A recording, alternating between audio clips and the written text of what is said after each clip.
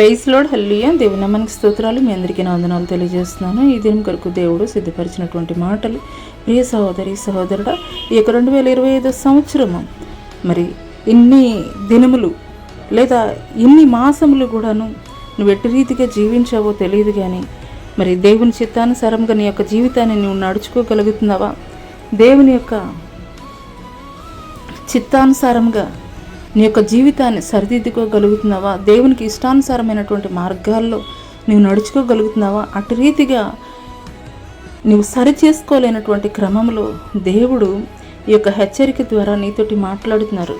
బెల్షస్సరు పరిపాలిస్తున్నటువంటి కాలంలో మరి దేవుడు మందిరంలో ఉన్నటువంటి ఉపకరణములని తన విలాసవంతమైనటువంటి జీవితానికి ఉపయోగిస్తున్నటువంటి క్రమంలో మరి చేతి సహాయం లేనటువంటి ఒక వ్రేలైతే గనక గోడ మీద కొన్ని మాటలైతే గనక రాయడం బెల్షస్సరు చూశాడు.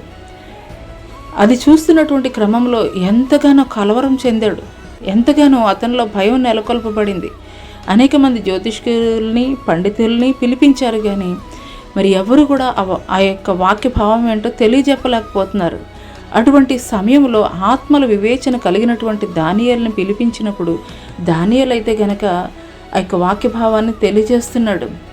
ఈ వాక్య భావం ఏమనగా మినే అనగా దేవుడు నీ ప్రభుత్వ విషయంలో లెక్క చూచి దాన్ని ముగించెను. టెకేల్ అనగా ఆయన నేను త్రాసులో తూచగా నువ్వు తక్కువగా కనబడతివి. పెరేన్ అనగా నీ రాజ్యం నీ యొద్ద నుండి విభాగింపబడి మాదీయులకును పారసీకులకును ఇవ్వబడును. హల్లెలూయా. ఎంత భయంకరమైనటువంటి పరిస్థితి అండి. దేవునికి ఇవ్వవలసినటువంటి ఘనతని మెప్పుని మనం ఆయనకి ఇచ్చేటువంటి వారముగా ఉండాలి. దేవుడు కనికర సంపన్నుడు, కరుణామయుడు, దీర్ఘశాంతం కలిగినటువంటి వాడే. కానీ ఆయన యొక్క దీర్ఘశాంతముని, ఆయన కనికరము కలిగినటువంటి ఆయన యొక్క గుణగణాలని నీవు అలక్ష్యం చేసినట్లయితే నిశ్చయముగా రాజు అతిశయించాడు. నేను ఏది చేసినా కానీ ఏదైనా కానీ నేను చేయగలను, నేనే అధికుడునని అతిశయించాడు. దేవుని పట్ల దేవుని కంటే అధికముగా తాను అతిశయించాడు. పవిత్రమైనటువంటి దేవుని మందిరంలో ఉపయోగించేటువంటి ఉపకరణములని తన విలాసవంతమైనటువంటి జీవితానికి ఉపయోగించాడు. ఇటు రీతిగానే నీ జీవితంలో ఒక నిర్లక్ష్య స్వభావాన్ని కనుక నీవు కలిగి ఉన్నట్లయితే జాగ్రత్త.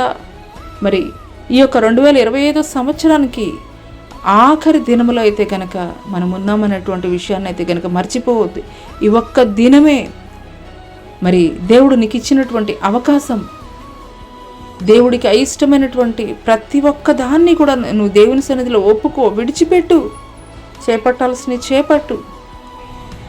బెల్షస్సరు మీద రాబడినటువంటి ఉగ్రత నీ మీద రాకుండా ఉండాలి, తప్పింపబడాలి నేనంటే గనక ఈ యొక్క 2025 సంవత్సరం మొత్తం నువ్వు ఎట్టి రీతిగా జీవించావో నాకైతే తెలియదు, కానీ పరిశుద్ధాత్మ దేవుడు యొక్క ఉదయకాల సమయంలో నిన్ను హెచ్చరిక చేస్తున్నప్పుడు నిశ్చయముగా ఈ ఒక్క దినమందైనా కానీ అంగలారుస్తూ కన్నీరు గార్చి ఉపవాసం ఉండి నువ్వు ప్రార్థన చేయగలిగినట్లయితే గనక దేవుడిని యొక్క ప్రతి పొరపాట్లను కూడాను ఆయన గొప్ప కరుణాహృదయం కలిగి నిన్ను క్షమించేటువంటి మనస్సు కలిగి నూతనమైనటువంటి సంవత్సరంలోనికి ఆయన ఆశీర్వాదాలతోటి మేలుతోటి దేవుడు నిన్ను నడిపించేటువంటి వాడిగా ఉంటాడు.